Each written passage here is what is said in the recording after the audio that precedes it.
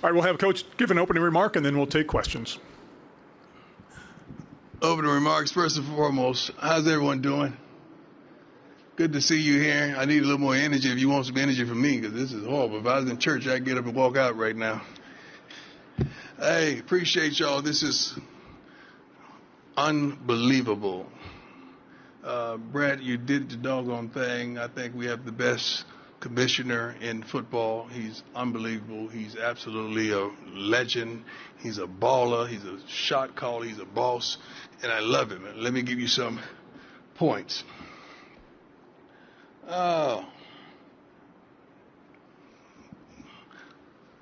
Much love to Gus, Coach Malzahn. I mean, UCF. Just ran across him.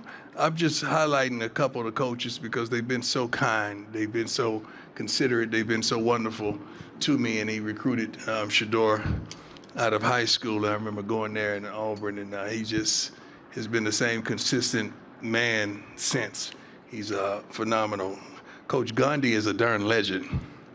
So being at the Big 12 meetings and getting a chance to meet a multitude of these head coaches that have just welcomed me with open arms, they have been phenomenal. And Joey McGuire, my son, Junior. Where you at, Junior?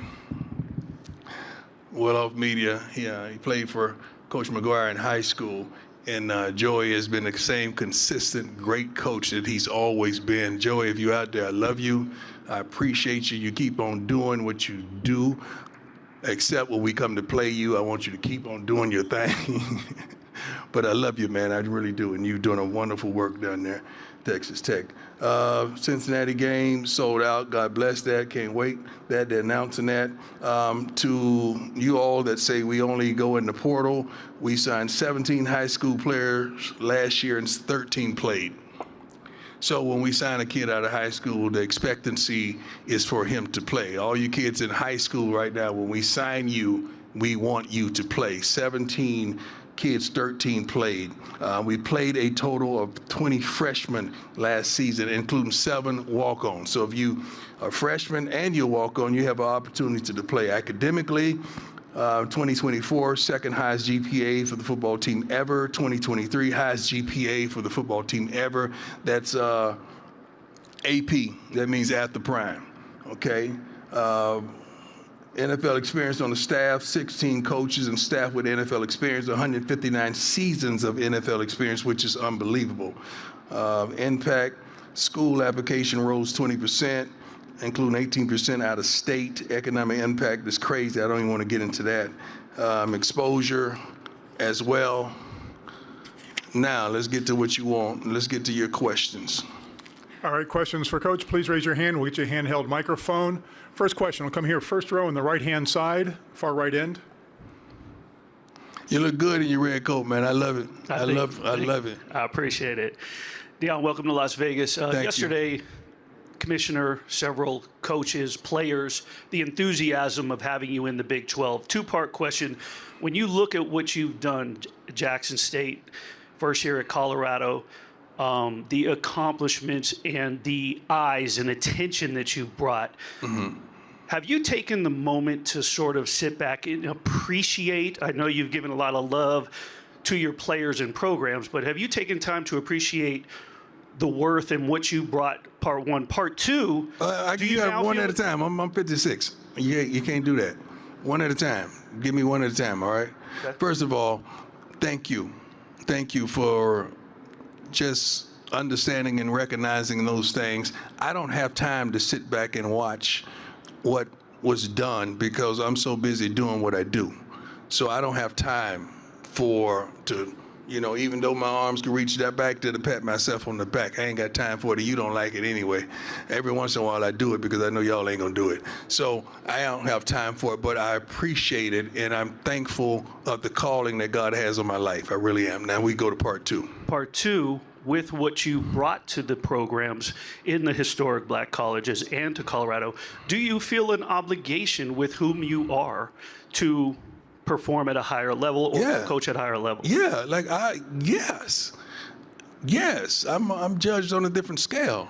My wins are totally different than your wins. Your wins, you just judging football.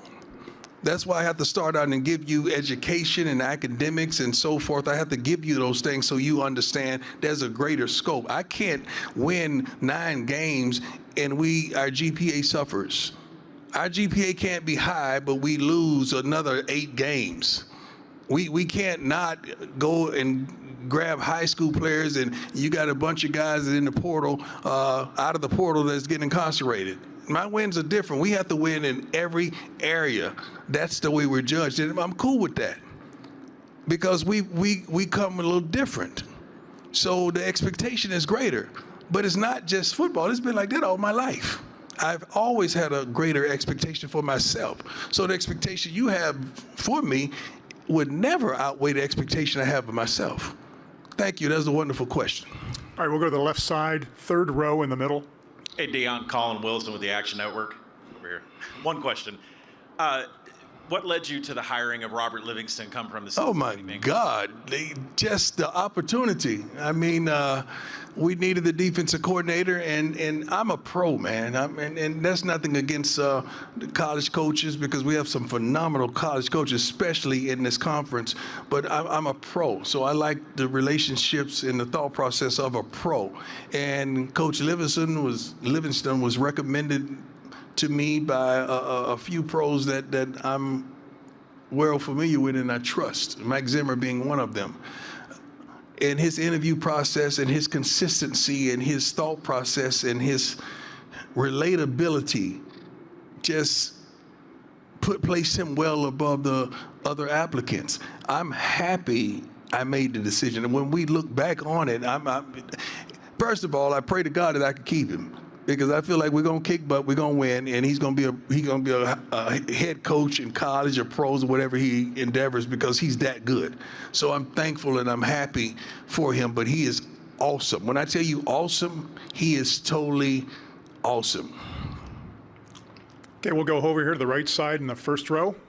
We got another guy on the other side of the ball named Pat Shermer that's pretty darn good as well. I mean, really good. And his compatibility and the relationship with Shador is amazing. And what they plan on doing this season, I can't wait to see it myself.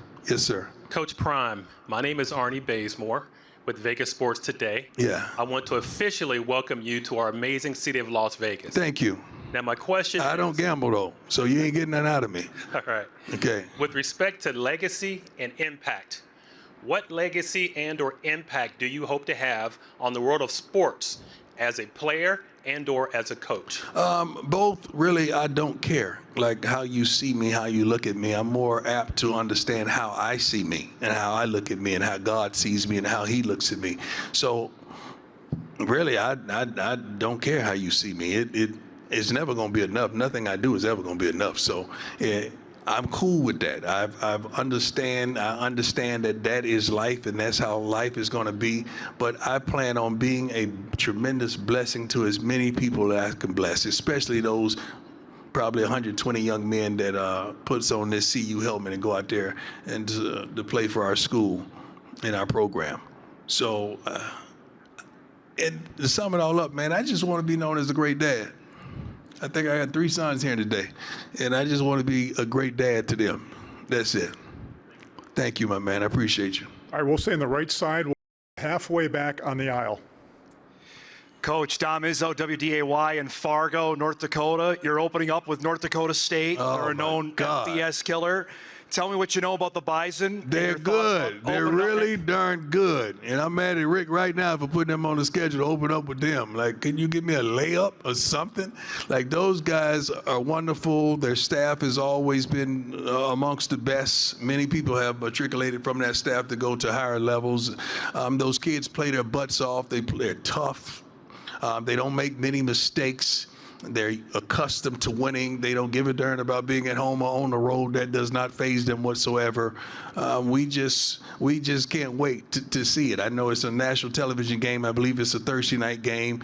Hopefully not too late, but we can't wait to see them. It's going to be a phenomenal game, phenomenal matchup. But that program is second to none. All right, we'll go to the left side, 6th row on the far left side. Stuart Mandel from The Athletic. Going into year 2, what are some of the things that give you confidence that this season can end a lot better than 4-8?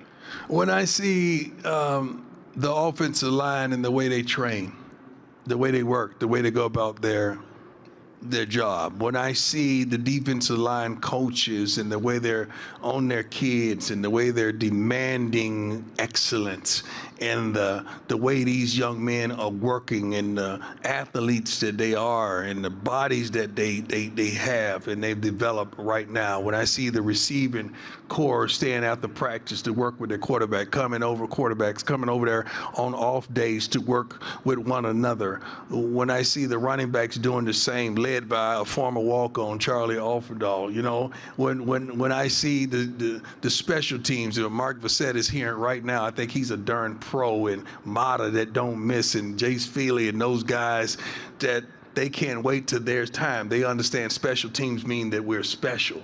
You know, when I see the secondary, shoot, and they get out of bed and want to play man-to-man coverage. I love it. And Shiloh can't wait to hit somebody. You know, Cam Selman, so many of the guys, the change made from safety to linebacker with Trevor. I mean, and I really think this young man is going to be the next Brian Urlacher. I think he's going to make that transition from safety to linebacker and be dominant. Like, I just see the want and the fire and desire from our young men, and I can't wait till you get an opportunity to see it as well. So I'm very optimistic on what we have on our plate this year. All right, we'll go to the right side, third row, right in the middle. Phillip Dukes, the five-star flex on 3. Coach Sanders. My dog. As the father of 3 Division I football players, what did you learn during their process as a parent that's helped you formulate your recruiting style as a head coach? Great question. First and foremost, I've sat in all seats. The parent seat, being recruited as the kid, now being the coach. That helps me tremendously when I'm recruiting. When I'm understanding what the parent is thinking, what the kid is thinking, now what the coach desires to want to know. It's been a tremendous asset for me to understand those facets of this new recruiting age that is impacted tremendously by NILs and collectives. So I love it. Sometimes I don't like it, but I love it, and I love that these kids are being compensated somewhat for what they bring to the table. I don't want them to put the bag before the game, because if you have the game, the bag is going to come. I want them to understand that. But I just don't want to take away from the purity of this wonderful game that we have. College football is phenomenal, man. This conference is phenomenal. Look at where we are. You got to be kidding me, man. I'm a brother from Fort Myers, Florida, and I'm sitting up here in the darn end zone in Las Vegas talking to the whole darn country about a childish game that I played when I was a shouty. Don't you understand how powerful and how wonderful it is? And I'm so darn thankful to be here. So I try to relay that to all our young men. This is a moment, man. You better maximize it, and let's go get it. But thank you. It's a wonderful question. All right, we'll stay on the right side. We'll go halfway back in the And center we're going aisle. to interview after this, right? I got you today, right? Okay. All righty. We'll go back halfway back on the right side on the center aisle. Coach Prime, Alex Blackburn, college football dogs. With all the media attention surrounding your program, how do you stay focused on the main goal, which is winning games? How do you keep yourself and your team focused? Well, you keep the main thing the main thing. The main thing never should transfer itself. Winning is what we're here for. As far as the focus and intention, I think ever since I stepped into Florida State in '85, it's been like that for me. This ain't new to me. I'm not new to this. Like we say in the hood, I'm true to this. So this is new to some of you all, and you want us to change. We're not going to change. We're going to try to do things being smart, tough, fast, disciplined, with character. That's what we're relaying to all our young men. But the cameras and the lights, I think, I haven't seen one kid here today that said he didn't like that.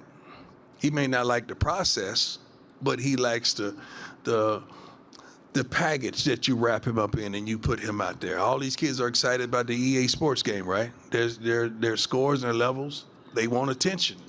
They want affection. They want love. They want adoration. Adulation, I'm sorry. Yeah, we give you that. But you got to work first so you can understand the consistency thereof. It's going to take you to where you want to go and retire mom and dad, if that's what you please. All right, we'll stay over here on the right side, third row right in the middle. Hi, Coach. How you doing? Good, how are you? You go, girl. I know you. Nikki Edwards, Yahoo Sports Report. We talked during spring and throughout last season the importance on stopping the run. You look at a guy like B.J. Green in your defensive line. Yeah. How is he going to be a leader in achieving that goal? B.J. Green is already a leader. Do you know that B.J. Green played for me when he was 5 through 7 years old with Truth in Dallas, South Dallas. So he's been a part of my life for a long time, and they raised him right at Arizona State, and for him to come over now, it's phenomenal. His work ethic, the way he approaches and attacks the game, it's phenomenal. His want, his desire, his will. I just got finished doing an interview, and they say, well, you have 2 young men that are projected probably to be the top 5 picks. I said, yeah, but we want 4 in the first round. And the only way that's going to happen is we win, and they're dominant. And I think B.J. Green could be one of those guys. And I think he will be one of those guys because he wants it that much. Shane, Round Bill, Amari McNeil, just to name a few. Anquan is Tofik, Chidozie, TC, that's my dog from Arkansas. I mean, we have some guys inside there that can flat out do it. Outside, we have some guys that can go get the quarterback as well. We just want to be in the position to allow them to be the best that they can be. And that's one thing that Coach Livingston is doing well. He's not coming in trying to remake everything and reinvent the wheel. He's like, let's find out what these guys can do well and let them do what they do. And that's what we're going to do. That's the formula. I've told you guys, that's what we do, okay? That's how we coming. All right, final question. Far left side. Not a question. I'm just having a good time. Now you got to go? Run out of time. We got a shot clock. Joey, did they give you a shot clock? How you doing, Coach? How you doing? Omir Khan, TG Sports here. I have a quick question regarding building a winning culture at CU. What does that mean? What does a winning culture mean? I want to know what that means because you got to be a winner to understand what that winning culture means. Everybody want to know about the culture. The culture. What is culture? To me, culture is day in, day out, putting in the work. Lifestyle. On game day. Yep. Lifestyle. Yep. Okay. So progressing in that general area right there as far as the winning culture side. Last year you guys started off strong. You did kind of fizzle out a little bit towards the end of the year, but I remember you still talking about continuing to build that winning culture day in, day out. Do you feel the guys that you brought in this year are going to be able to help you fill those gaps? I don't talk about culture that much, so that wasn't me. But I do talk about the consistency thereof of the goal and being consistent in whatever you do. So if you have a team that got to be a little more physically tough, you got to develop that. If you got mentally tough, strategically satisfying, and from the coaching staff's point of view, you got to understand that. But culture, everybody's on this word, and I don't understand this word one bit. And somebody got to help me understand what that word culture means. An environment, understanding of winning, you want that. I feel like I'm a winner. I know I'm a winner. So whatever I display, however I go about my job, my work, my business, my personal life, that's of a winner. That's all I know. I don't know anything else but that. So in due time, in due process, we're going to reach that goal because we're going to get there because I know I'm going to get there.